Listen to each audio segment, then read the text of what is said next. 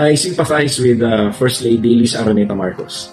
I understand how she feels dahil kasi yung mga pangyayari ngayon at yung mga nakaraan pang mga pangyayari ay talaga nagpapakita na masakit para sa kanya dahil unang-una itong sukdulan, itong nangyari sa Tagum kung saan yung sinasabi nila na peace rally and prayer rally, hindi naman ganun ang kinalabasan kundi naging destabilization rally.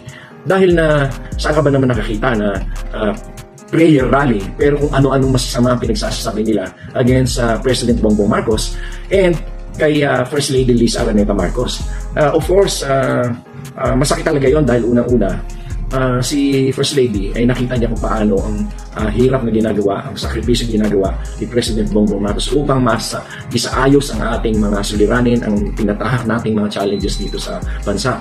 And still, mayroong mga tao na supposed to be ay kasama nila at nagko-cooperate sa kanila and tinatahak yung parehong direksyon ng gobyerno, taliwas naman ang ginagawa.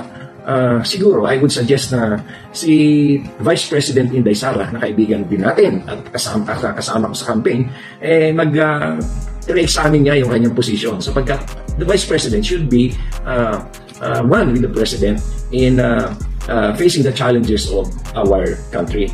At dapat yan ay samahan niya ang Presidente, hindi taliwas sa pagpapakita ng suporta. Talagang yung nangyari, marami pa mga instances na nakita natin na si VP Inday Sara ay nadadala doon sa mga nasa paligid niya na siguro ay kung ano-ano mga sinusulsol sa kanya. Kaya marami pa mga instances na nakita natin na si VP Inday Sara ay nadadala doon sa mga nasa paligid niya na siguro ay kung ano-ano mga sinusulsol sa kanya. Kilala ko naman si VP Inday na mahusay naman ang pag-iisip at siguro ay hindi lamang niya nare-re-examine kung ano dapat yung posisyon niya sa mga bagay-bagay na yan. At siguro ay hindi lamang niya nare-re-examine kung ano dapat yung posisyon niya sa mga bagay-bagay na yan. Kaya ako ay si First Lady ay talagang nasaktan dyan sapagkat alam nyo naman, sa loob ng napakaraming taon ay sinuportahan niya si President Bongbong Marcos. Hindi lamang yun.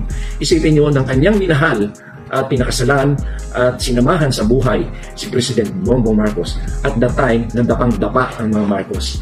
Dapang-dapa, talagang bupong-bupo. Yung panahon na yon ay doon niya sinamahan si President Bongbong Marcos. Kaya, sa mga pangyayari na yun, na nakikita niya na ginagawa naman ng lahat ng ating presidente upang ang ating bansa ay maiahon.